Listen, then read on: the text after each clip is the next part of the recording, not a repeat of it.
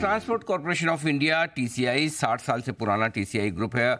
देश की दिग्गज इंटीग्रेटेड सप्लाई चेन और लॉजिस्टिक सॉल्यूशंस वाली ये कंपनी है और लॉजिस्टिक फील्ड में कई सॉल्यूशन देने वाला पहला ग्रुप है ये। और प्रोडक्ट्स में टीसीआई फ्रेट, टीसीआई सीवेज, इस तरह के कई सारे प्रोडक्ट्स शामिल है। आइए आपकी मुलाकात में करवा दूं। कंपनी के मैनेजिंग डायरेक्टर विनीत अग्रवाल साहब हमारे साथ कार्यक्रम में शामिल हो रहे हैं। आपने कार्नेगी मेलन यूनिवर्सिटी से बीएस किया, economics, industrial management, social design, science की पढ़ाई भी आपने लंबी चौड़ी की है। हार्वर्ड बिजनेस स्कूल से भी आपने ओपीएम जनरल मैनेजमेंट किया है। 25 साल से ज़्यादा का लंबा गहरा अनुभव है अग्रवाल साहब का। नतीजे आए हैं कल बाजार बंद होने के बाद, जरा मैं आपके सामने रख दूँ नतीजे। आय 9% बढ़कर 980 करोड़ के आसपास पहुंची है। कामकाजी मुनाफे में 10% की कमी आई है। एबिटा 108 करोड़ के आसपास। मार्जिन 13.5% से घटकर 11% के आसपास रहे तो मुनाफा 4% कम आया है, 82 करोड़ के आसपास। सबसे पहले तो एक बार विनीत अग्रवाल साहब को इस बात की भी बधाई दी जाए कि फिर से 5 साल के लिए आप एमडी नियुक्त हुए हैं। तो अग्रवाल साहब, उसकी बधाई आपको। और बताएं सर, नतीजों के लिहाज से थोड़ा सा टॉप लाइन तो बढ़ी है लेकिन मुनाफे और मार्जिन पर दबाव है, क्या वजह रही सर, बताएं।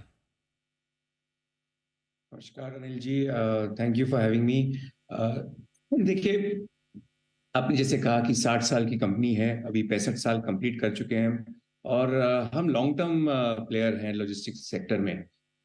और उसलिए क्या होता है कि हर साल कुछ ना कुछ चेंजेस ज़रूर आते हैं मार्केट में, और वो चेंजेस को हम कैसे अडॉप्ट करते हैं और उसको कैसे आगे लेकर के चलते हैं, वही हमारी ग्रुप की खासियत रही है और इसलिए हम सक्सेसफुल रहे हैं पिछले 65 साल से। अब पिछले साल जो एक बहुत अनोखा सिचुएशन था, जहां जो इंटरनेशनल फ्रेट रेट्स थे, जो सीवेज के, उसमें बहुत बहुत जबरदस्त बढ़ाव आया था। तो उससे हमने एडवांटेज लिया। अपॉर्चुनिस्टिकली हमने कुछ अपने जहाज जो हैं ये नेबरिंग कंट्रीज में भेज करके इससे अच्छा प्रॉफिट कमाया था। अब इस साल वो प्रॉफिट अवेलेबल नहीं है, इसलिए थोड़ा सा हमने देखा है कि मार्जिन में टाइटनेस आई है। बट ये जो है ये नॉर्मल सिचुएशन है अभी, एंड नॉट एक्सेप्शनल जैसे जो लास्ट ईयर था। तो मैं ये समझता हूँ कि जो ये ट्रेंड है अभी ये कंटिन्यू रहेगा। जो ग्रोथ है हमें दिख रहा है मार्केट में, ये कंटिन्यू रहेगा। और ये जो मार्जिन है अगर हम लॉन्ग टर्म देखें तो ये डेफिनेटली बढ़ता ही रहेगा।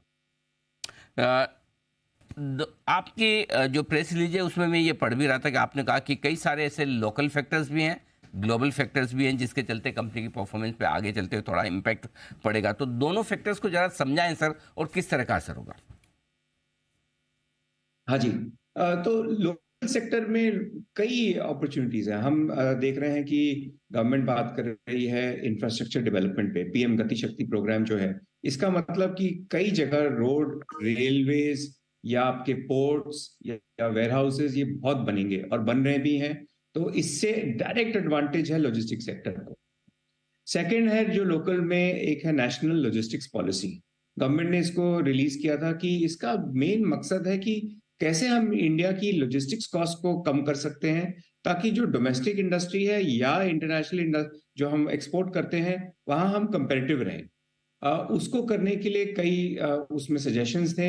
एक है, बड़ा सजेशन है कि हम कैसे रोड से रेल की तरफ और जाए या सी के तरफ और जाए डोमेस्टिक लॉजिस्टिक्स में, ताकि हमारा कॉस्ट कम हो सके और साथ में ये ग्रीन लॉजिस्टिक्स भी होता है। तो ये मुख्य कारण है कि हम लॉजिस्टिक्स सेक्टर को डोमेस्टिकली कैसे, क्या क्या अपॉर्चुनिटीज है। और थर्ड, हम अपॉर्चुनिटी जो देखते हैं कि हर इंडस्ट्री में कुछ ना कुछ ग्रोथ फैक्टर जरूर आ रहा है, चाहे वो ऑटो सेक्टर है, चाहे रिटेल है, कंज्यूमर सेक्टर है, और साथ में ऑनलाइन कॉमर्स तो हम जान ही रहे हैं कि इसमें बहुत ज्यादा ग्रोथ है। तो ये तो रहा डोमेस्टिक की तरफ। इंटरनेशनल की तरफ थोड़ी जो मंदी है वो है एक्सपोर्ट मार्केट में। लेकिन जैसे जैसे ये चाइना +1 स्ट्रेटेजी के बारे में बात करते हैं, तो कई कंपनियां हैं वो इंडिया में अपने प्लांट्स लगाना चालू कर चुके हैं, और उसी से वो एडवांटेज रहेगा इंडियन मार्केट को भी सप्लाई करने के लिए और ग्लोबली भी करने के लिए। तो मेरे हिसाब से लॉजिस्टिक्स सेक्टर जो डायरेक्टली लिंक्ड है इंडस्ट्री से और इंफ्रास्ट्रक्चर से, उसमें बहुत ग्रोथ की अपॉर्चुनिटीज है।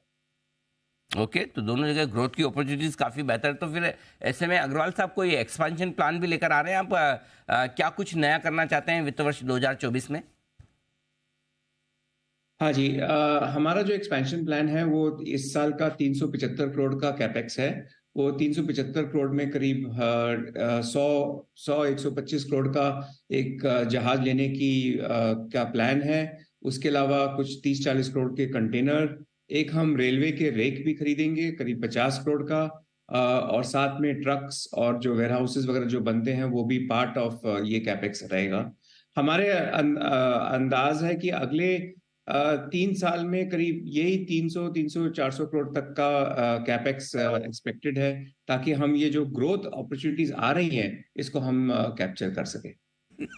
ओके, तो ये है आपके लिए वित्त वर्ष 2024 के बड़े प्लान्स। अग्रवाल साहब, बहुत बहुत धन्यवाद सर, आपने हमें समय दिया और नतीजों पर विस्तार से बातचीत की हमारे दर्शकों से। Thank you so much sir.